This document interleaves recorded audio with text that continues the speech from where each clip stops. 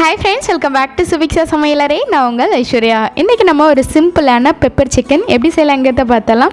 வாங்க இப்போ நம்ம வீடியோக்குள்ளே போயிடலாம். ஃபஸ்ட்டு ஸ்டவ் ஆன் பண்ணி ஒரு பேன் வச்சுக்கலாம்.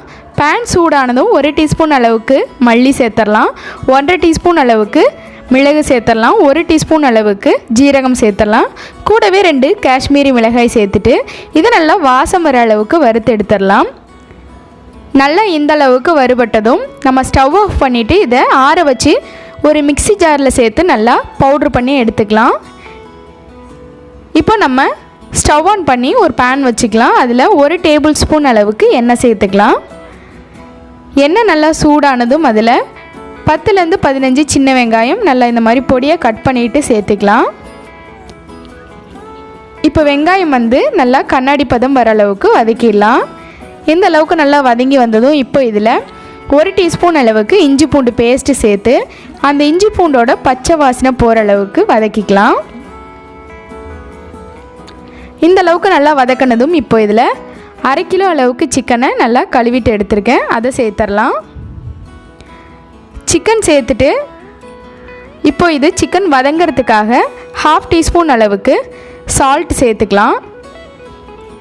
சீக்கிரமே சிக்கன் நல்லா வதங்கி வந்துடும். கூடவே 1/4 டீஸ்பூன் அளவுக்கு மஞ்சள் தூள் சேர்த்து ஒரு 2 நிமிஷத்துக்கு நம்ம இந்த சிக்கனை நல்லா வதங்க விடலாம். இந்த அளவுக்கு நல்லா வதங்கி வந்துருச்சு. இப்போ இதில் 1/2 டீஸ்பூன் அளவுக்கு கரம் மசாலாவும் நம்ம அரைச்சி வச்ச பொடியும் சேர்த்துட்டு நல்லா மிக்ஸ் பண்ணி விட்டுறலாம். இந்த அளவுக்கு நல்லா கலந்து விட்டுட்டு இதில் ஒரு 1/4 கப் அளவுக்கு தண்ணி சேர்த்து சிக்கனை நல்லா மிக்ஸ் பண்ணி விட்டுட்டு மூடி போட்டு வேக வச்சிடலாம்.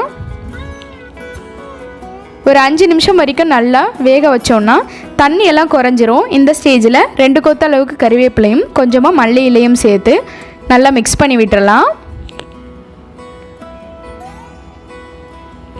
இந்த ஸ்டேஜில் நம்ம கறிவேப்பிலை சேர்க்கும் போது நல்ல ஒரு வாசனையாக இருக்கும். இப்போ பாருங்கள், ஃபஸ்ட் இருந்ததுக்கு நல்லா தண்ணியெல்லாம் குறைஞ்சி எண்ணெய் தனியாக பிரிஞ்சு வர அளவுக்கு சிக்கன் நல்லாவும் வெந்து வந்துருச்சு. இந்த ஸ்டேஜில் நம்ம ஸ்டவ் ஆஃப் பண்ணிடலாம். தேவைப்பட்டதுன்னா இன்னும் கொஞ்சம் பெப்பர் பவுடர் சேர்த்துக்கலாம் மேலே, இன்னும் நல்லா ஃப்ளேவராக இருக்கும். அவ்வளோதாங்க, ரொம்பவே சிம்பிளாக நம்ம பெப்பர் சிக்கன் ரெடி ஆகிடுச்சு. கண்டிப்பாக ட்ரை பண்ணி பார்த்துட்டு எப்படி இருக்குது அப்படிங்கிறத கமெண்ட் செக்ஷனில் சொல்லுங்கள். அடுத்ததாக ஒரு சூப்பரான வீடியோவோடு மீட் பண்ணலாம். Thank you so much for your வாட்சிங்.